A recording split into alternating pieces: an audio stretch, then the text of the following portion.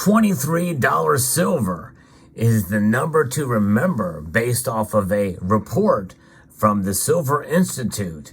But what really surprised me was some of the demand forecasts that they have put out in this revised report for 2023. Let's talk about it and so much more as we explore.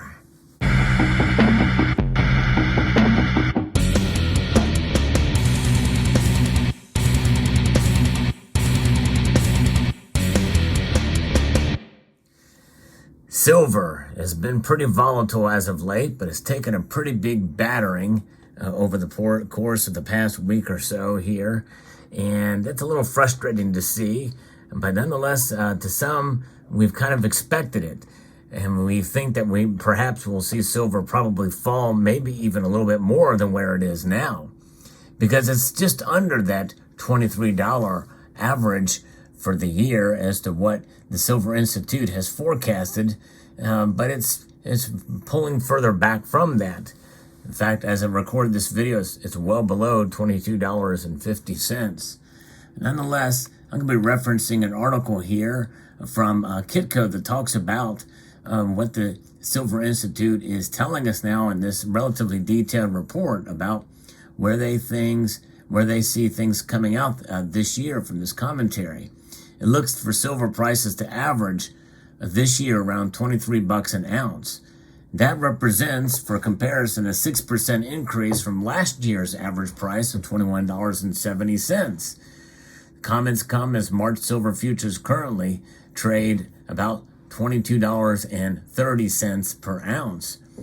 This year, we have a cautious outlook for the silver price.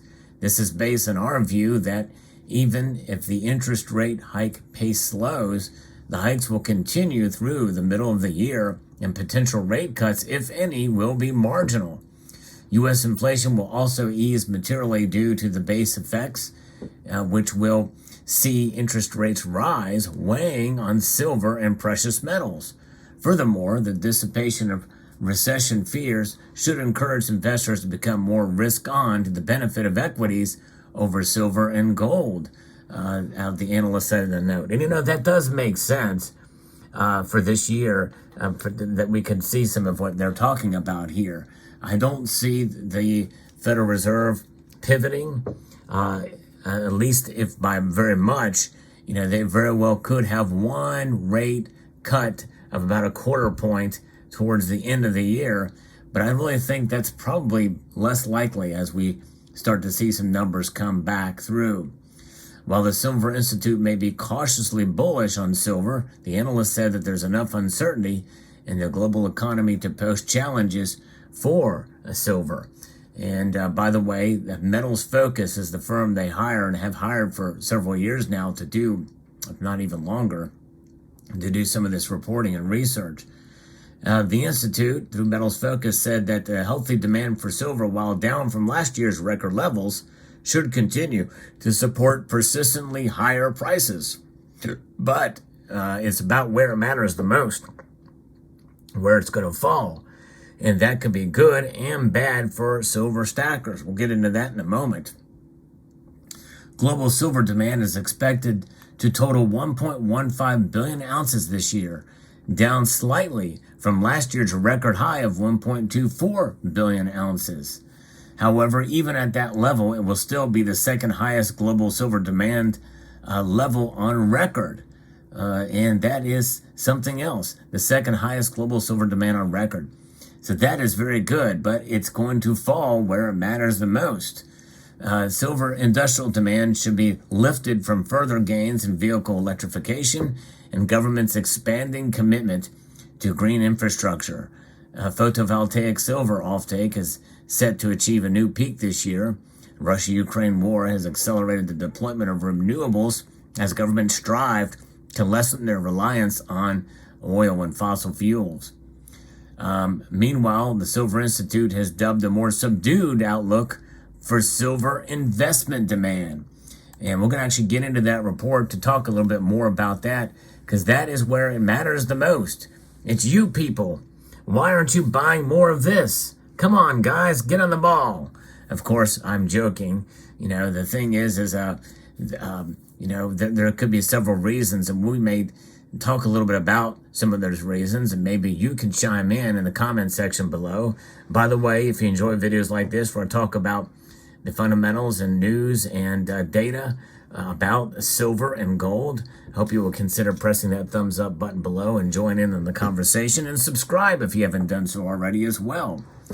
So there's two areas of, quote, investment demand or demand outside of industry.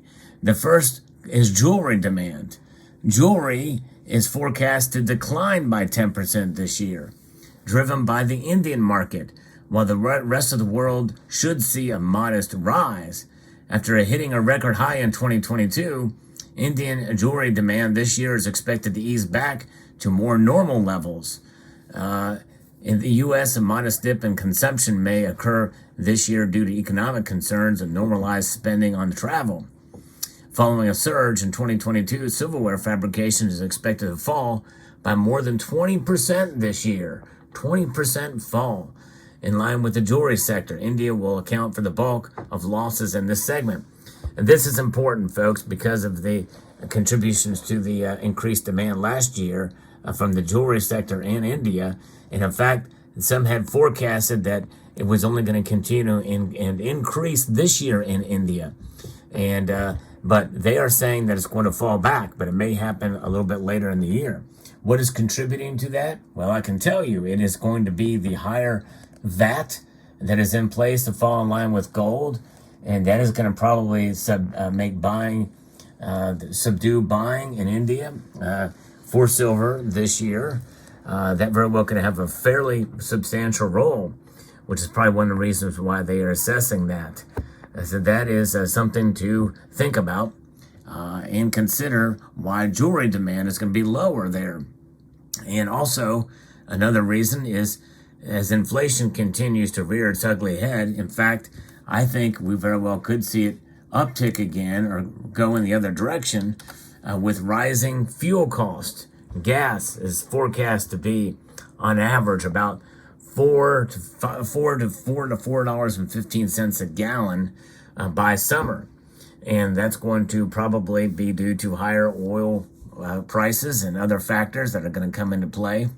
And you never know what natural disasters, especially as we head into hurricane season, and I think around June, that could just exacerbate that. And all of that means that higher prices are coming for other things. All of it is kind of cyclical, but of course you have other factors as well too. The government's going to be spending more money on all of these things. That's more currency in the circulation, which means likely we're going to see inflation probably not drop as much. And so it means the Fed is going to have to probably continue to raise rates to try to offset some of this, but we shall see. And they're playing a fine line there, but that's going to affect buying. People can't afford really some of this silver, and that goes back down to really why some of the jewelry is not going to be purchased. It's not a necessity, but food and water certainly are. And we saw last year global silver demand rose by an estimated 17%, and that is pretty remarkable to see. Now, silver physical investment is projected to drop by 16% year over year from 2022's record high of 352 million ounces.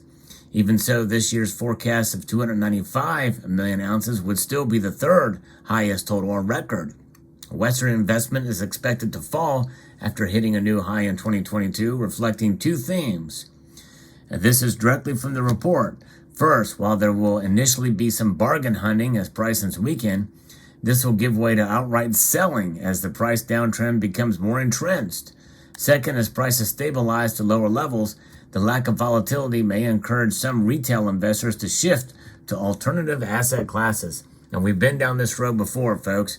This is one thing that I caution against, is buying it and then getting disenfranchised with the metal and then selling it.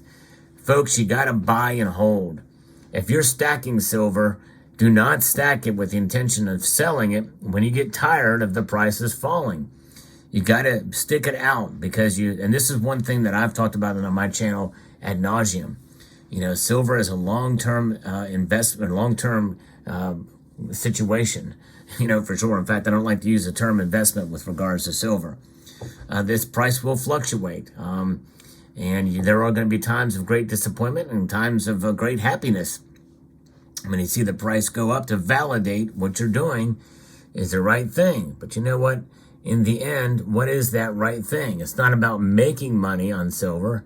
It's about preserving your wealth. And it's going to take a little bit more of a gut check, a little bit more of a toughness, fortitude on your part in order to understand the dynamics of silver, silver's premiums, what you get when you go to sell your silver, the loss of those premiums when you go to sell it, inflation, adjusted price gains or losses that you may take at the time of selling your silver.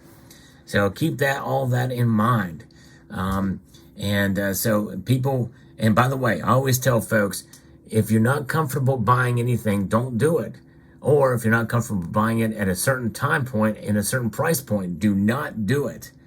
But anyways, it says, so we're going to see investment in India is expected to be lower as most pent-up demand has already occurred, and price expectations and movements in the rupee silver price may undermine demand. So we'll see. Now, they have revised their mine production. Silver mine production is expected to rise now by 5% in 2023. Last numbers I heard, it was 1%. So we shall see. And silver supply in general is expected to rise by 4% in 2023 and to a new high of 1.055 billion ounces, which will be a new high fueled by higher mine output. So this very well could be the top of peak silver mine production or just a continued pace of good, efficient mining. We shall see. So having lofty expectations for silver, well, my $28 an ounce very well may still be that now, according to this report. By the way, that's an average price. It could go above that at a certain time. It could still go to 28 and average at 23. We'll see.